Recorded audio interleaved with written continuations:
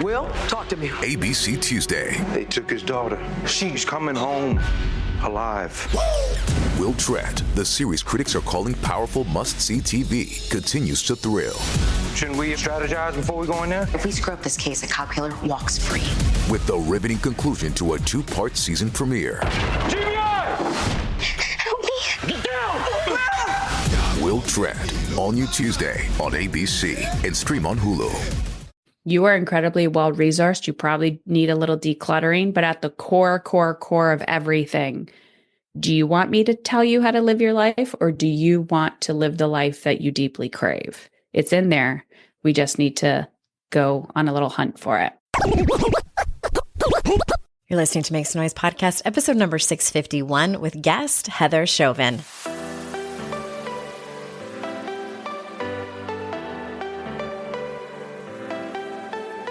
Welcome to Make Some Noise podcast, your guide for strategies, tools, and insight to empower yourself. I'm your host, Andrea Owen, global speaker, entrepreneur, life coach since 2007, and author of 3 books that have been translated into 18 languages and are available in 22 countries.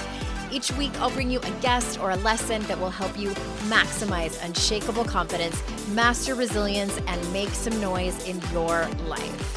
You ready? Let's go. Hello, everyone. Welcome to another episode of the podcast in this wonderful new year of 2025. I am wishing you the happiest of New Year's. I know that really the past several years have been rough on a lot of us, myself included. And the ending of 2024 was a little tumultuous, as kind of been the trend, at least in the United States and beyond. But that being said, I hope that you remain hopeful. I hope that you keep your optimism. And I hope that you remember that working on yourself through any tough time is the best gift that you can give other people. Because when you are a better person, you're able to give more, you're able to be more resilient, you're able to show up for your people the best way you can. And so that being said, I want to remind you that if you did not listen to the minisode I did a few weeks ago, it was right before the Christmas holiday, called New Year Ritual. That is one that I recommend going to do even now. It's a kind of a winter solstice-y feel to it, but it can be done at any time of the year. I just really truly think and know from my own experience that having some kind of ritual that you do in the new year can be incredibly helpful in setting your intentions and what you want to bring more of into your life and what you want to let go of. So that being said, speaking of changing your life, I want to remind you that coming up towards the end of this month, January 2025, I'm going to be hosting some group coaching calls, some group Zoom calls. So if you haven't signed up for that, the link will be in the show notes, or you can head on over to andreaowen.com/52-ways. There you will find my updated and revised 52 Ways to Live a Kick-Ass Life, but also there's a button there for you to sign up for a free PDF that pertains to the book, as well as access to these calls. I would love to see you live. I'm offering 3 different times, and you can come to all 3. I would be happy if you did. See your face multiple times, see your name multiple times, but they're also standalone. So you can just come to 1, you can come to 2, you can come to all 3 if you want. Head on over to that link to sign up. The other thing is that I have an update from Jenna, who was on the podcast being coached by me 2 weeks ago. So Jenna was working on the topic around making sure you are on the right path. If you have not listened to that episode, then go back and listen to it. It was episode 649. And to refresh your memory, or in case you didn't hear the episode, 2 of her homework assignments were the following. I asked her to make a list of the expectations of what it means to be on the right path. And I specifically assigned her this because, and we talked about it in the coaching session, many times we can get these thoughts in our head that are repeated. What if I'm not on the right path? Or I'm not where I should be in my life, or I need to get my shit together. These kind of like big, big expressions of behavior. And they could mean a lot of different things to a lot of different people. So I wanted her to get clear on what were her expectations? What was she expecting the quote unquote right path to look like? And the other thing is I wanted her to get clear on what she wants. Once she came up with that list, what does she want when she gets there? What is the feeling or experience that she expects to have that's going to make her feel better? That's going to make her feel like she is on the right path. That's going to make her feel the relief or the clarity of being on the quote unquote on the right path. Because as I tell you all the time, it's usually not about the thing that you're wanting to check off your list. It's not about the goal itself. It's about the feeling or experience you think you're going to have when you get there. So that was her homework assignment. And here's what she said a couple weeks later. It's interesting because as I have been working on my lists, I'm realizing that a lot of the things that are listed are things I'm doing. I'm grateful for this experience with you because it's taught me that I can trust that I'm on the right path. Smiley face. She says, after our conversation last week, when you mentioned expectations, that hit me. My counselor and I talked about expectations and grief of where I wanted to be at this stage in my life. That was That was another part of her homework assignment, just to explore grief. Is grief a part of this? Because many times it can be, but I don't like to put feelings in people's mouths. I was just curious. So that's what she said. My counselor and I talked about expectations and grief of where I wanted to be at this age in my life. I had my breakdown moment, but then recentered. Thank you so much for all of this. And then she said, I signed up for your new book chapter group discussions in January, and I'm looking forward to it. So thank you, Jenna. Happy to see you there on those calls in January. I love this update. And I just want to reiterate that coaching conversations can bring so much clarity. At the end of the day, it's not up to me to have the answers for you. It's up to me to ask the right questions, lots of questions, to remain open and curious, possibly show you different perspectives of how you can look at the situation, that your coaching topic. And then from there, you sometimes either in the moment on the call or afterwards during assignments that we co-create together, come to your own conclusions. Sometimes they're not total solutions. Sometimes the conclusion is more clarity. Sometimes the conclusion is a completely different perspective. Whatever it is to move you in the right direction to where you want to go. And at the end of the day, AKA growth. AKA growth. All right. Let's talk about today's interview. I have Heather Chauvin back on. She's been on at least once before. Heather is one of those, she's a kindred spirit of mine. I wish I talked to her more often. She's just great people. I truly, truly believe in her work. For those of you that are new to her, let me tell you a little bit about her. Heather Chauvin is a leadership coach who helps successful women courageously and authentically live, work, and parent on their own terms. Heather started her career as a social worker, helping adults understand children's behavior. But it wasn't until 2013 when a stage 4 cancer diagnosis pushed her to take a deeper stand for change, uncovering how cultural expectations sabotage our dreams. She's been featured in Forbes, Entrepreneur, Real Simple Magazine, Mind Body Green, Google, and more. So without further ado, here is Heather. Heather, welcome back. Thank you. I'm excited. I am too. For the sake of transparency for people listening, we just got finished recording almost an hour of a emotional and deep conversation for your podcast, which we will put in the show notes because I'm just assuming that it will be out by then, by the time this comes out in the new year in 2025.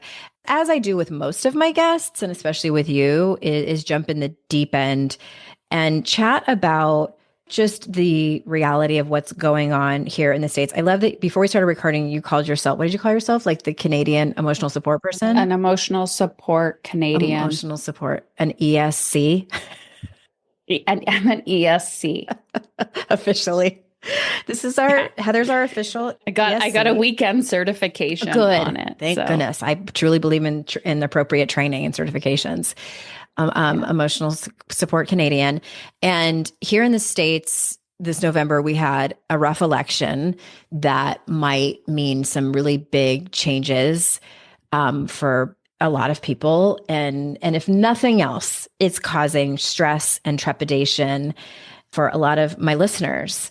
I haven't really talked about it with any of my guests yet because I want to be very intentional about how, not only how I approach it, but also how I offer up solutions. And so I would love to, even if you just, can you talk about some of the things that your clients are facing and bringing to you as a coach? Because I know that a lot of my listeners are probably facing the same thing. And I think that what I would love for you to talk about is when many of us get to that place of, which I think a lot of Americans are, just apathy of just like, who cares? It's so hard. Our leaders are not on our side. Why does it even matter anymore? And that's a dangerous and terrible place to be. So can you just spend some time speaking to that? The floor is yours. All right. I'll go back a little bit, but the first thing I want to say is a long time ago, I had to figure out how to become the buffalo in my life. Mm-hmm. And the buffalo, every time I tell this fable, I'm always like, I need to go check out a buffalo and a cow and see if they actually do this. So it's a really good story, but let's see if, in reality, if nature works like this. So the fable goes that in a storm, a buffalo will run towards the storm because it is said that it will spend less time in the storm. And a cow will run away from the storm, spending more time in the storm. And for whatever reason, I became a mom when I was 18, stage 4 cancer diagnosis 11 years ago, all the things, people, putting all those labels on you, like, you're so strong, you're so this, you're so that. And I'm like, I was a buffalo running towards the storm because I felt like I didn't have a back door. But then I got to a place in my personal and professional life where I was like, you're not running away from anything, Heather. And you don't have to run towards anything. You're in a good place. But how can you get to the next level of your life? How good can life feel? So that's kind of like my mission, my message. And I've watched this, like I've been at this for over a decade with women. First, it started with parenting. Then it started with, okay, now you're doing this in your careers, blah, blah, blah, blah, blah. So at the point that I'm at now, I'm like, whatever's happening in the world, the nuances of all of that stuff, like 2020, blah, blah, like we all know there's something going on. I'm like, I have to see that as like an energetic wave. Who do I need to become in order to not only survive this, but thrive? And what I notice every time I'm looking out, I kind of like a bird's eye view. I'm the type of person in a group where I just get, unless I'm leading, I'm like super quiet and very observant of everybody. I will be that person that's like, who do I need to become if shit goes down for these people, for this group, for this tribe, for this community? And I'm like, I'll grab the microphone and be like, all right, everyone, this is what needs to happen. And that is what I have been teaching women for a very long time. And so I have been getting a lot of messages, having one-on-ones, conversations with my clients specifically who have gone through this process for a while. And I was like, that was your training. This is the event. You no longer have the privilege not to take care of yourself. And I truly believe a well-resourced woman with time, energy, and financial resource is what this world needs right now. Because maybe you have heard this too, but most women do not identify as leaders. Yeah. Like they may be in a leadership role that someone is like, you are a leader. You need to take this leadership training. Yeah. But they don't identify as leaders. But the women I'm talking to or listening to my podcast have a lot of responsibility on their plate. And they all know this. Yes, I've said that before. Yeah. So I'm like, yeah. And for a lot of people, this election is a huge shift in maybe their client load or the stress and anxiety that their clients are experiencing. Some of mine, it's affecting their cash flow and how they're paid out if they're in the healthcare services and like, or they just have no idea or like disconnect in their family dynamics, like all of this stuff. And I'm like, who do you need to be? Who do you need to be? How can you feel so incredibly well-resourced that whatever comes your way, I'm not saying you rise above it, but you can handle Walk towards it with walk towards it, become that buffalo. And you're like, bring it.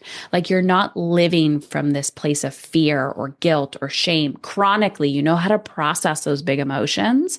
You know how to structure your day. You know how to like go after it. That's what the world needs. They need people that are incredibly well resourced. And I know on my show, we were talking about your psychedelics experience and just like the tools that we use, like what's working in your life, what's not working in your life. So I'll stop there. So many things are jumping out at me. And I venture to guess that the women listening who I want to underscore that, like y'all listening, you're leaders. You, whether you quote unquote officially lead a team at work or not, or hold a leadership position in your community or not, or whether you have children or not, like you have, today's modern woman has a lot of responsibilities. We can start in many different places because of course, like the big question is like, okay, for the women who are like feeling like you're talking to them, then the next question might be like, where do I start? But I want to specifically ask you about one's own sort of inner wisdom, their inner whisper. So how can, I know for a long time, I struggled with deciphering between, differentiate between that voice and their inner critic, external pressures, fears, trauma, anxiety. Like, do you have kind of like the 1, 2, 3s, or like how do you answer that question?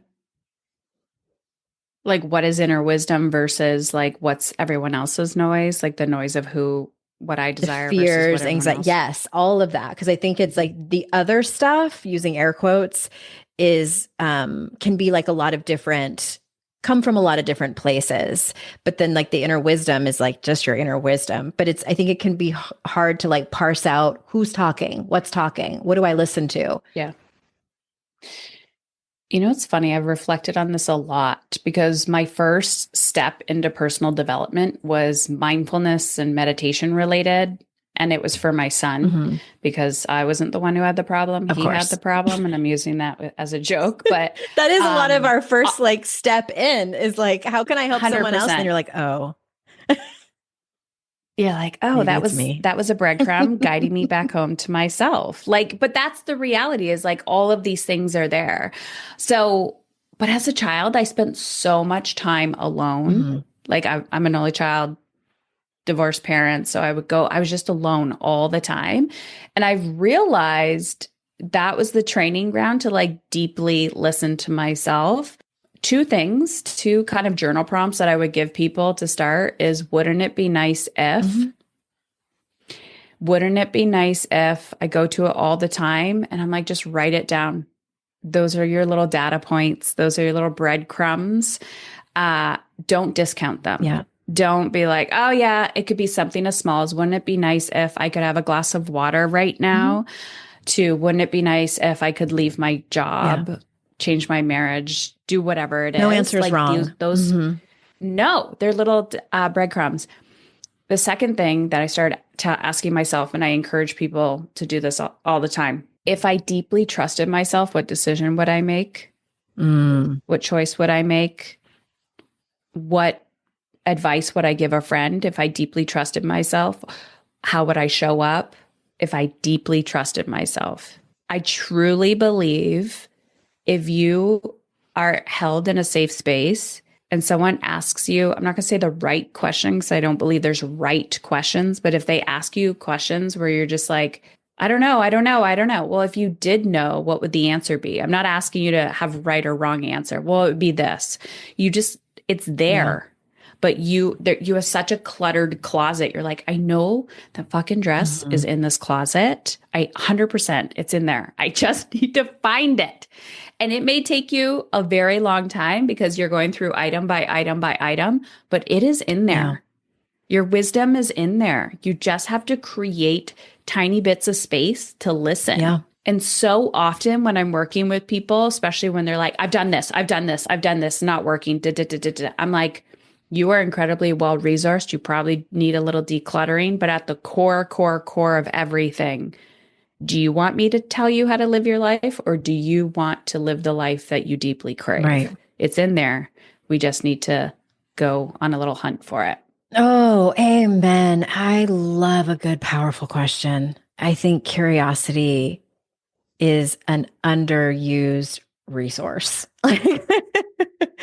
Curiosity can bring so much clarity. And I want people to go back and listen to those questions again. And we can repeat them. And I would even add on if people are feeling resistant or stuck by hearing the question, how did you ask it? Like if you deeply trusted yourself, what would you do? Just put if you deeply trusted yourself and then finish the sentence, whatever you're leaning into. If you deeply trusted yourself and you knew that there were no difficult consequences, what decision would you make? What action would you take? And I think too, like to say as coaches, like I always, when I ask a question like that to a client and they look at me like, oh my God, sometimes before they answer, I say, I'm not going to make you do the thing. I'm not asking you to take action on it. It's just a conversation. It's just an answer. Let's just talk about it. Yeah. I think some people can get scared because they hear the answer in their mind and they're afraid to either like say it out loud or write it down because then it becomes more real. I think that can be a pivotal step for people, even just taking the action of writing it down or even just answering it in their head. You don't have to, like you said, you don't have to act on it.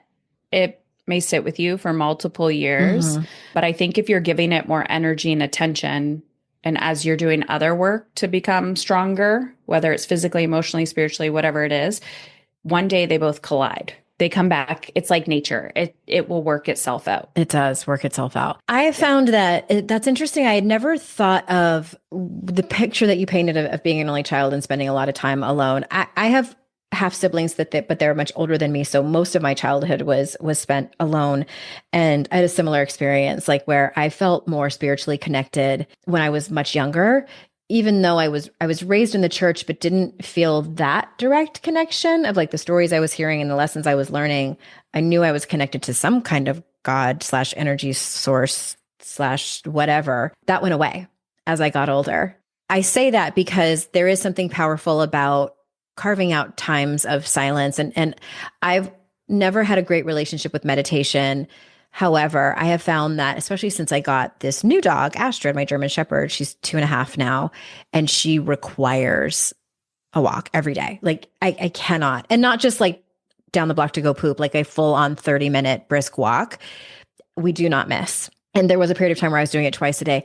I have had more revelations and downloads on walks than I have in therapy sessions. Isn't it wild Yes. how what we resist is typically where we need to go? And from what I understand, I don't know the science, but it's like that back and forth motion. It's similar to EMDR with like the rapid eye movement back and forth, but it's like the action of walking one step in front of the other over and over and over again does something that opens up a different brainwave or portal, or I don't know what it is, but it can be really helpful. All that to say, I encourage people to do that.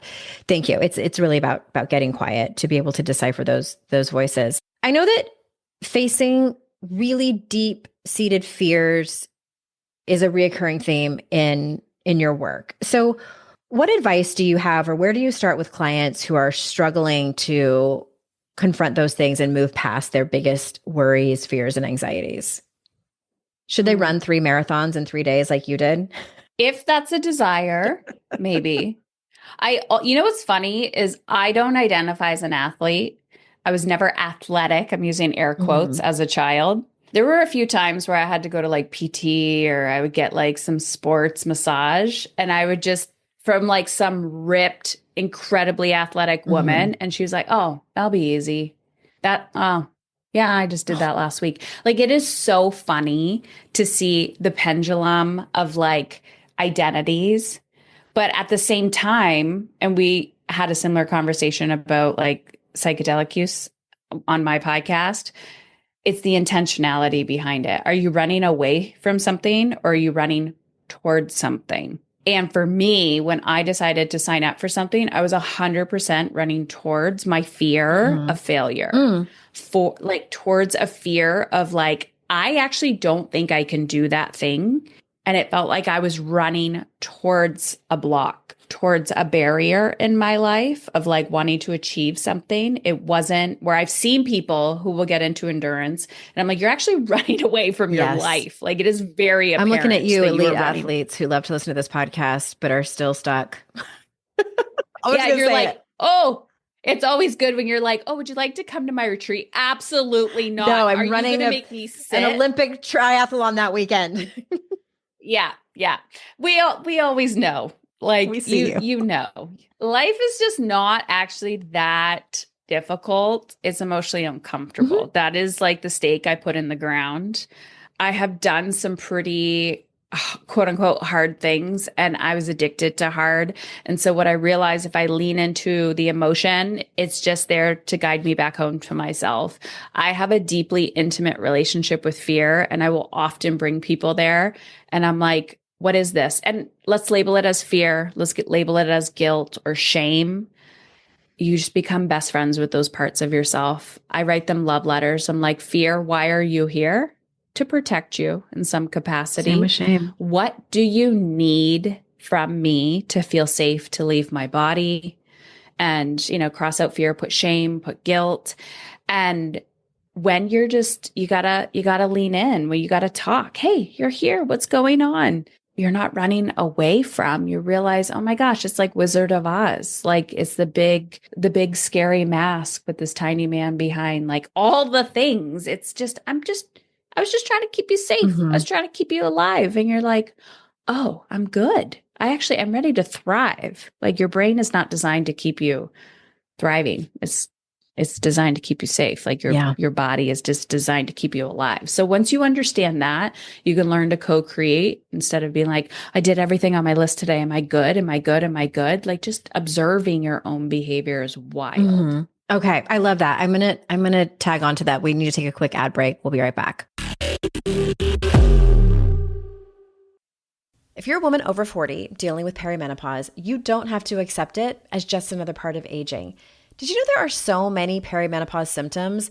Hot flashes and night sweats, trouble sleeping, painful sex, vaginal dryness, and libido change, weight and body changes, brain fog and memory lapses, moodiness, anxiety and depression, period problems, hair and skin changes, joint pain, bone loss, and fracture risk. The experts at Midi Health understand what you're experiencing and know how to help.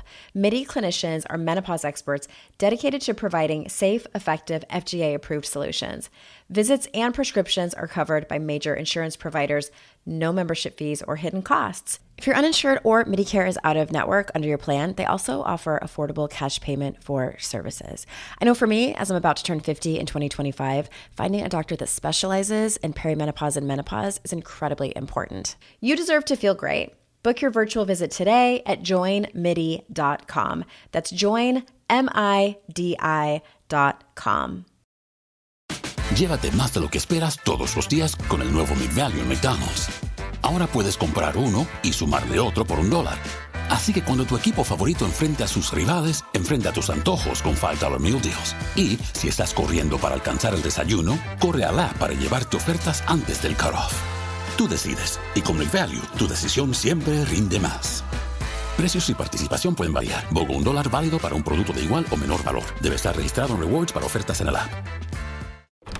Sergeant and Mr. Smith, you're gonna love this house. Bunk beds in a closet? There's no field manual for finding the right home. But when you do, USAA Homeowners Insurance can help protect it the right way. Restrictions apply.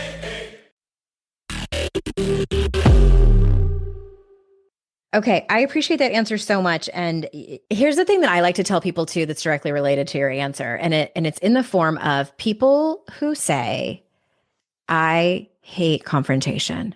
I am conflict avoidant. And I always say, no one loves conflict and confrontation. If they do, they're an asshole. Like you should not be friends with them and you need to set boundaries with them. It's not that you're afraid of the conflict. You're afraid of the uncomfortable emotions that surround them. You're afraid of the discomfort that happens when you are in conflict with someone. Your emotions are colliding. That's what the discomfort is. And it's as soon, and to see the light bulb go on people and they're like, oh my God. Like it amazes me that we still think we're special because we're quote unquote, like we don't like conflict. It's like, that doesn't make you a nicer person. I hate to break it to you. I actually never feel like I'm in conflict. I've never I don't really identified as a people pleaser, to be honest, but I definitely have people pleasing tendencies in different ways. It's more of like a rescuer tendency rather than like an outward, okay, you want me to do that? I'll do that. I'll do that. So I never identified with this like conflict. Oh, I don't like conflict. I'm like, things don't have to get in an argument. Right. You just have to lean into, I need to have that conversation because I can see the disconnect and dis-ease that it's causing in my life. And I'm all about helping people buy back time and energy. And I'm like, do you know how much energy that's costing you? How much time that's costing you? And probably financial resource as well, just being avoidant to that conversation. I think perspective can be everything. And I appreciate that, is that just because something is that we're disagreeing on something doesn't mean that it's an argument. To me, arguing and fighting is like raised voices, not listening to each other. It can look like name calling, threats, things like that. That's when like emotions really have gone off the rails and you're just like not even getting anywhere with someone. The whole discomfort around hard conversations and boundaries and things like that, which I want to say one more thing before we move on, is that this goes back to a lot of the work I do in terms of shame resilience, is that most of the time, I'm going to say most of the time, because I don't think it's every time. Most of the time when we are trying to avoid a hard conversation, or when we're in it, when we're deeply uncomfortable, is because we all, and this is usually unconscious until we make it conscious, we all have ways that we truly want to be seen by other people, that we want to be seen by other people. This comes down to our survival. This comes down to trying to avoid shame, trying to avoid being not like the others, because our brain tells us like when we're in shame and when we are being perceived as not like the others, that could mean death. So when we're in conflict with people, we're worried about how we're going to be perceived by others. And that's what we need to really look at, is like we have no control of how other people perceive us, A.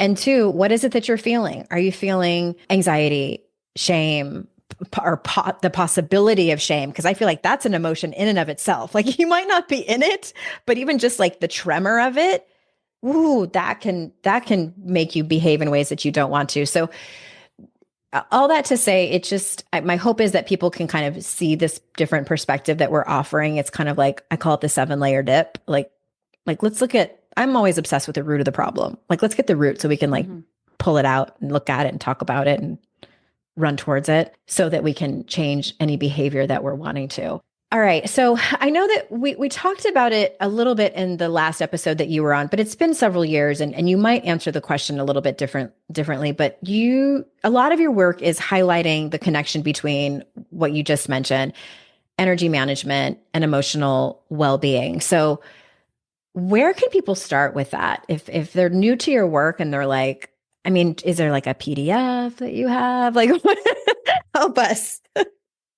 A 3-step simple process PDF. Yeah. There definitely is, but here's my perspective. Like, contrast is happening to get your attention. It's a symptom. It's not like a death sentence. What does that mean, contrast? Contrast of what you don't want. Okay. So if you actually wrote like a not this list, or like something like you're like, not this, like, I don't want to experience this anymore. I don't want to be in financial debt. I don't want to feel incredibly disconnected from my body. Like, what do you want to get away from and not experience anymore? That's your not this list. That's contrast. You got to start chipping away at it. And so I have a belief, and we could talk about the tangibles, but I have a belief of like, life should feel good. Life should feel easy. And that was only from my feeling so much of this not this list, where I almost died physically. And I was like, I'm done checking the suffering box. So my North Star is, how do I want to feel? every day. How do I want to feel? What action do I need to take today to get closer to that feeling? Sometimes it's strategic, practical things that I need to check off my list. Sometimes it's not. Sometimes it's more of like, I just need to create space with myself. Then when you start taking action or you don't take action because you're stuck in something or you're procrastinating or doing all the things, you have this journey of like, oh, now I have this shit in my way. Now I have this shit in my way. I either need to develop a skill or I need to heal something or I need to implement some type of structure. I am not doing this by myself, meaning I need to go on this journey of like skill development, implementation, maybe strategy, but also there's like, I don't need to do it all. I don't need to know it all, but I have a core North Star that I am supposed to feel good. So I think that's really, really important because I used to like ruminate and get stuck in this cycle. And I never was like reaching for the future. So I'm very future focused because your shit's going to come up real quick when you start taking action. So everything is about buying back more time and energy to me. Like I'm also asking myself that, how can I have more of what I want and desire? Even this language, when I first got into this, I was like, how do I not die? How do I not feel like I'm failing as a parent?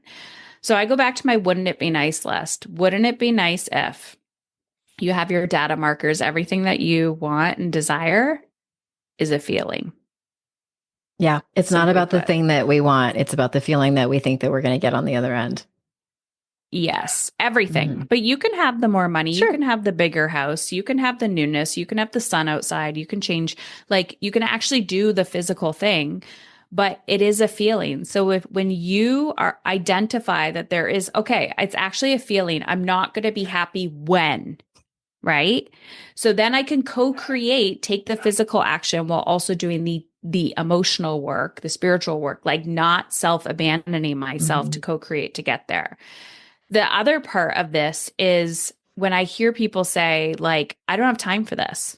I don't have time. I do not have time to like implement anything. I can't think about it. I blah, blah, blah. I'm like, that's because you are investing time and energy misaligned with your actual true core desired priorities. So if I desire to feel stronger in my body and I'm like, I don't have time, you're going to keep telling yourself that, and you're going to energetically head into a direction that is not in alignment with your future self. And so it comes back to this.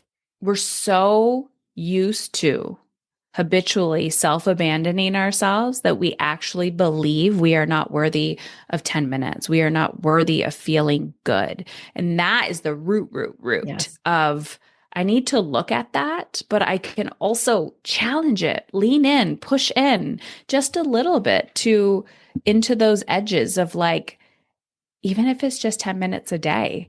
And I truly believe that's what saved my life. Thank you for that. And in the last episode that you were on, you go into more detail about your cancer diagnosis, and were you in your 20s or 30s when that happened?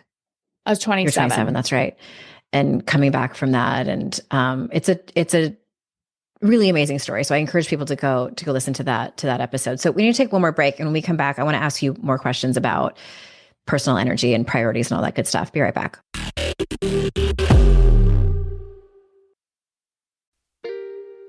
Are you a parent in need of a laugh and a little escape? Look no further. Parenting is a Joke is the podcast you've been waiting for. Hey, I'm Ophira Eisenberg. I'm a stand-up comic and parent. And each week I chat with one of my top comedian pals who, just like you, are juggling careers, busy lives and schedules, and raising a family. You can expect candid stories, hilarious mishaps that happen on stage and at home, and just a lot of laughs. There's no expert advice here. Well, actually, sometimes a good idea does sneak its way in, but mostly just pure, relatable fun to remind you that we're all in this parenting adventure together. New episodes of Parenting is a Joke drop every Tuesday, so tune in, get ready to laugh, unwind, and maybe even feel a little bit better about your own parenting. Because sometimes that's exactly what your therapist, pediatrician, and bartender ordered. Subscribe now on your favorite podcast platform.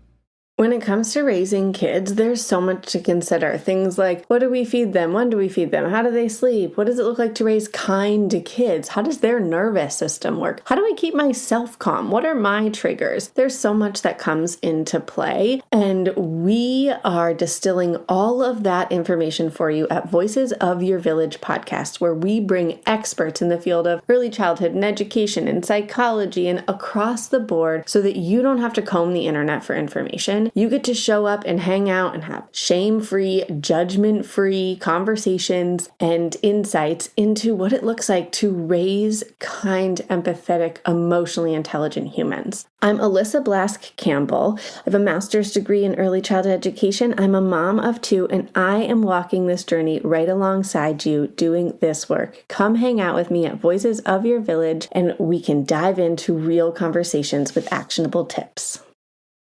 Hello, you sentient ball of stardust. My name is Casey Davis. I'm a therapist, and I'm an author of the book How to Keep House While Drowning, where I talk about ways to make it a little bit easier to take care of yourself when you're overwhelmed, stressed, have mental health issues, physical health issues, or maybe you're just in a hard season of life. Maybe you're looking for a place that you can come and listen to some practical advice. This is a podcast for all of the self-help rejects. We're going to talk about skills for survival and self-kindness. And I'm going to leave the pop psychology at the door. I promise not to tell you to meditate or to journal. We're just going to give you some really insightful conversations with hopefully some practical advice. So I don't believe you need to pick yourself up by the bootstraps. I don't want you to just try harder, and I don't believe that laziness exists. So join me over on Struggle Care, where we can find compassionate solutions that help us function a little bit better. Okay, we're back. You may have kind of already touched on this, but I know that you use the term feeling alive. And you've more or less talked about this over our time talking now. And the idea of feeling alive, it's central in your teaching. So how can someone reconnect with what makes them feel alive when they're feeling stuck or disconnected? And I'm assuming it goes back to like our emotions and like the feeling that we're trying to get to. Is that fair? Mm-hmm. I like to tell the story of, okay, first of all, a lot of people say, I want to feel alive. I want to feel alive, but they don't have a lot of life evidence of what that actual feeling is within themselves. To me, that may be very different than what your version is. But there's like, it's leaning in and not being disconnected from ourselves in the sense of like, did that give me more energy or less energy? Did that light me up or suck the life out of me? And what I have realized over the years, or did that scare the shit out of me? But on the other side of the fear, I became expansive. And I've had to learn to like co-create with this because sometimes emotion can be incredibly manipulative where you're about to take the action and you're like, oh my gosh, I feel so guilty. I feel so scared. I mean, public speaking often will do this to you. And I've watched it myself where I'll like say yes to something. The event is coming up and all of a sudden I'm getting sick. My physical body like aches and pains. And I'm like, oh no, this is not aliveness. This is not in alignment with how I wanted to feel. And then I like move through all the way to completion. I'll do the talk and then I feel so expansive. And I'm like, okay, more of that, please. And so I'm always utilizing my body to tell me which direction I need to go in, if that makes sense. 100%. Yes. Yeah. Now that I'm staring down the barrel of 50, we're recording this in December of 2024. I'll be 50 in April of 2025. In my almost 5 decades on this earth, I have found that the body don't lie. Everybody, I'm sure most of my audience is familiar with the book, The Body Keeps the Score. It's very long. Get the abridged version if you can. It's like a 15-hour audiobook. It's like one of those books that you will reread and reread and reread and learn something new. And it can get a little dry and clinical at times. I have found, and I really got smacked in the face in when did my symptoms start? I would have to go back and look at my labs, but it was either somewhere around like mid to late 2020, or maybe even like very early 2021, somewhere around there. I started to have physical symptoms of something that I didn't know what was going on. Depression, which is usually not my go-to. My mental health challenge of choice is anxiety. So depression, and that was more or less new. Sudden weight gain. My hair was falling out. I had absolutely zero motivation at all. And I had brain fog and fatigue to the point where I would get enough sleep, the amount of sleep that I know that my body needs. And then by 10 a.m. in the morning, all I could do was like stare at my guest bed that was in my office, and like my body was begging for me to go lay down and take a nap. So this went on for months, and I went to the doctor, and I've told the story before, and they were like, it's perimenopause, because I was 45, 46 at the time. They said it was perimenopause. They put me on an antidepressant, which helped, I would say, like 25-ish% to take the edge off of the depression. Put me on an iron supplement because my iron levels were dangerously low. That helped a little bit, but I could tell, my intuition was telling me like something else is wrong. This is not totally pandemic related. I don't think I didn't have COVID yet. So it wasn't that. It was just, and I went around and around with doctors for 18 months before I finally got an autoimmune diagnosis. My thyroid had just basically like taken a shit. Hashimoto's thyroiditis. Took about another year to get on the right protocol to help. I want to say this though. When I decided to leave my marriage in January of 2023, almost instantly, my symptoms started to turn around. And I didn't even move out yet. Like I just made the decision and had the conversation with my husband at the time. And it was an incredibly difficult conversation. And it was a mutual decision at the end of the day. And it was not like it came as a shock to either of us, but my body was inflamed. I look back at pictures of myself from a speaking event, I believe in summer of 2022, and I don't recognize myself on stage. I looked swollen. That's the way I looked. I looked puffy and swollen, like I was in a lot of pain. And I say all that because I don't necessarily think that you have to, have a trigger of an autoimmune disorder. Like your body is trying to talk to you all the time, whether it's with like aches and pains or through like downloads that we have. And anyway, I just wanted to share that story because I think there is so much to be said about what our emotions are trying to tell us that we're sometimes shoving down, and the truths that need to come forward and the action that we need to take because of those truths. If we do not, it might take years, but your body will tell you. And so, yeah, I just wanted to tell that anecdote in a way of like encouraging people to listen. Yes. And I want to play off of this too. When I had my diagnosis in 2013, I went down a functional route. Mm-hmm. I did traditional, but then I went functional. And for the last decade, I've gone down a rabbit hole of anything outside the box when it comes to health, mental, physical, emotional, spiritual health. And I have seen where we get stuck in solving the problem. And like you said, the 7 layers, there's so many more layers. And the more open you are to this and curious, the quicker you can heal, because you're like, boom, boom, boom, boom, boom. Like hindsight's 2020, right? Early this year, I had raging brain fog and gut issues early this year. And I'm all about functional testing, perimenopause, all the things. I've already been in menopause, medically induced. It was traumatizing, but crazy, crazy. And my capacity for time and energy just zapped. And I remember my team, I would look at them and I'm like, I can't do this. And I was so scared and panicked because I'm like, I'm going to burn out. But I'm like, doing all the things that I do is not getting me there. Now, this was what I would call like my physical body. It wasn't like time itself. It wasn't the things on my to-do list. So people are like, do less, delegate. That shit was not going to cut. What actually happened was, I talked to so many people and I'm like, what is going on? And she's like, what happened about 90 days ago or last year, whatever. And I said, I had one of the most traumatizing parenting years of my life. And what was actually happening is my body was going into a state of survival. I could not keep up with that avalanche. it wasn't until my son was mentally grounded and stable where then the symptoms and my physical body was starting to be like, you're safe enough. I can give you the symptoms now. The brain fog scared the crap out of me because I needed the creative energy for my job. I needed to be able to focus. Like I couldn't even have this conversation with you because I would just be like, what did I just say in my last sentence? So then people are telling me it's perimenopause, whatever. I went on all these. I had SIBO in my gut, did some parasite cleanses, the things that came out of my body. I went in, I was so terrified that cancer came back in my body. I had all this advanced testing, everything.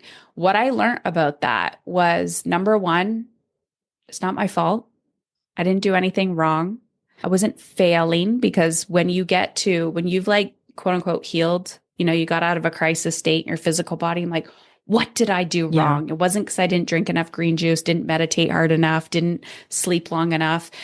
My physical body is designed to keep you safe and alive. And it was just like, hey, I just need some extra love.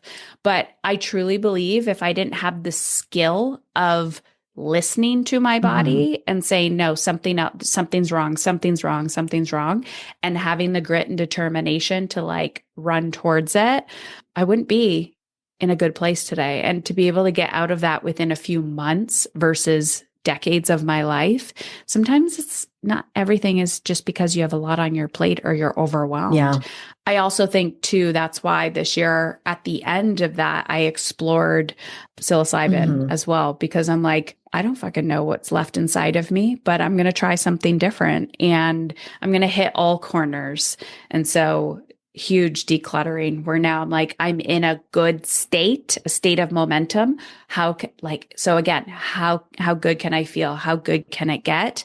Because it's okay. I think what I'm trying to say is it's okay if you are living in a survival state, if you are feeling apathetic, if you're feeling numb, but you do not have to live there forever. Yeah. It's not your fault you're there, but you do have the opportunity to get out. This can be temporary. I encourage people to go back and listen to the link that's in the show notes where I was on your podcast recently, because you share your psilocybin experience and it's profound and such a great story. So for people who are interested in that, I want to ask you one more question before we close up. I know you talk about the importance of embodying the type of person you want your children to become. And I know that a decent amount of my listeners are child free, but I also think that this question can be posed as embodying the type of person that you wanted your younger self to have in their life when they didn't.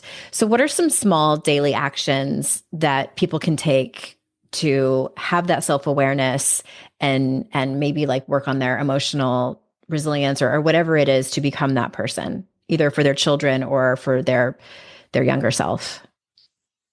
I actually think that's all we're doing is trying to heal that inner child within ourselves or become that adult that we needed as a child.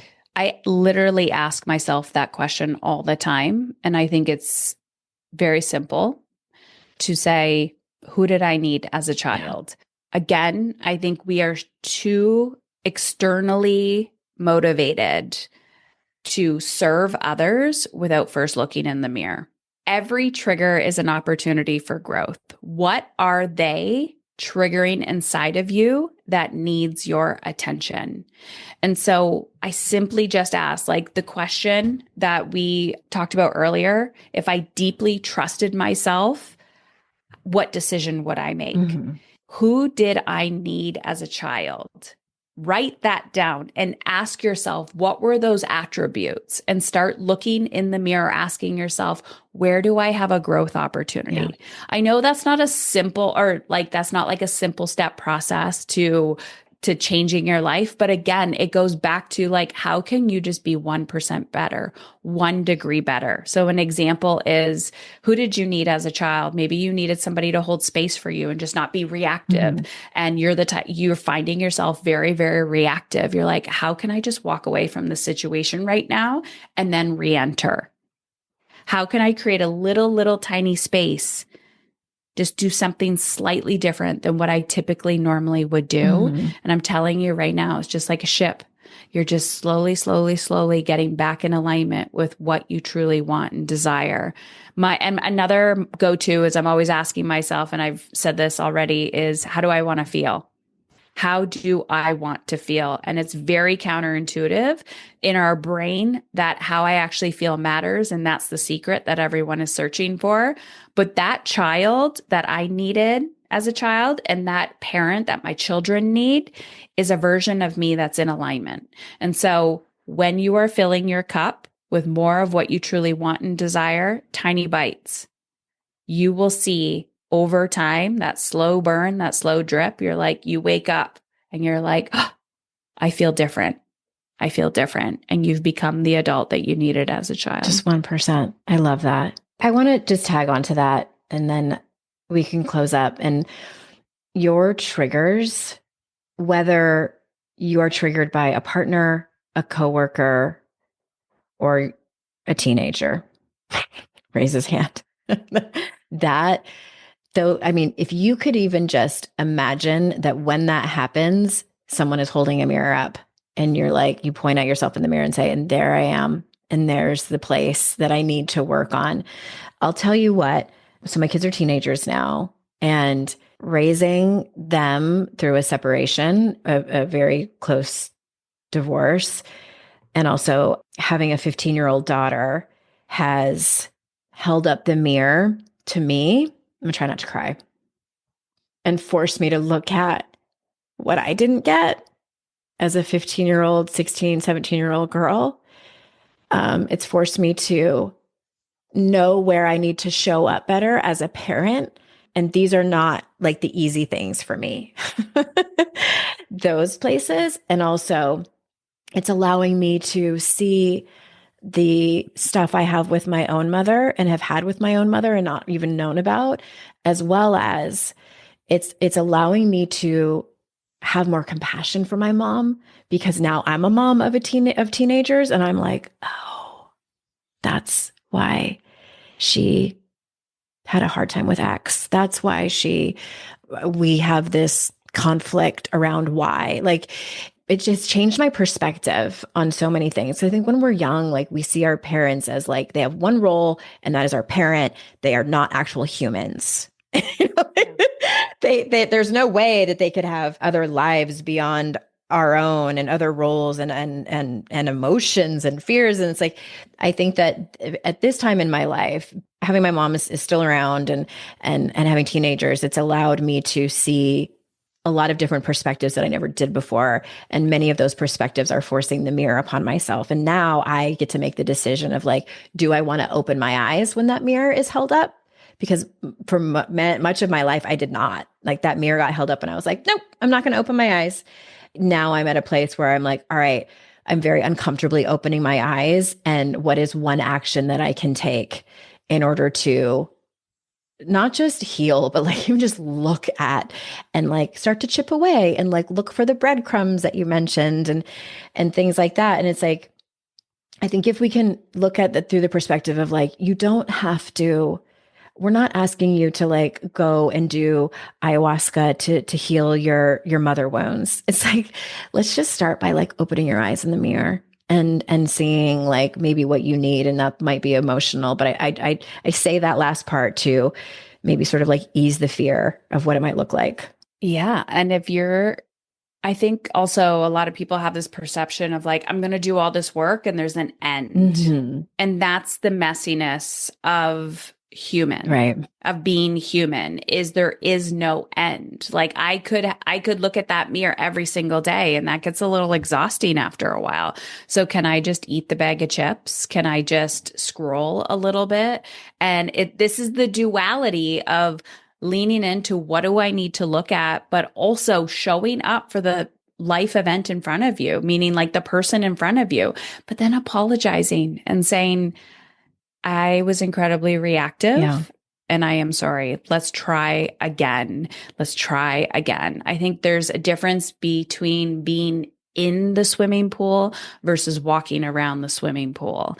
And I think the conversation we're having today is whether you are stepping putting a toe into the deep end or putting a toe into the shallow end versus jumping all in to the deep end. That is the biggest difference. Thank you for that. And thank you for, I mean, I had no idea where this conversation was going to go, but I should know with you, it could obviously go into the deep end. And I appreciate you so much. Where besides your podcast can people go to learn more about your work and how they can work with you? Yeah. So a little bit more of like the strategy of what I was talking about today. You can go to my website, Heather Chauvin, CHAUVIN. I think if you go to .com/time, there is that's where the PDF. We love a PDF. We love a PDF and a step-by-step because we can talk about these bigger vision things, but we're co-creating together. So yeah, just go to my website, see the free resources, check out the podcast, Emotionally Uncomfortable. And I'm a real human, so you can message me on Instagram at Heather Chauvin on Instagram. Yes. Okay. And I follow you there too. Thank you again for being here. Listeners, I appreciate your time. Thank you for being here. And remember, it's our life's journey to make ourselves better humans and our life's responsibility to make the world a better place. Bye for now. Hey, did you know there's free secret podcast episodes waiting for you that are not part of my regular podcast feed? Yes. AndreaOwen.com/free. And you just sign up. You get a link sent to you. It's very secret. It's like a secret club. We don't have a secret handshake. Don't worry about that. But it's these motivating podcast episodes that I made for you. They're under 20 minutes each. There's 3 of them. They're for wherever you are in your life. So head on over there and grab them. They range from really supporting you and seeing you where you are and being compassionate, all the way to giving you a giant kick in your ass and telling you how amazing and gorgeous and phenomenal you are. So AndreaOwen.com/free and get your hands on that free podcast feed.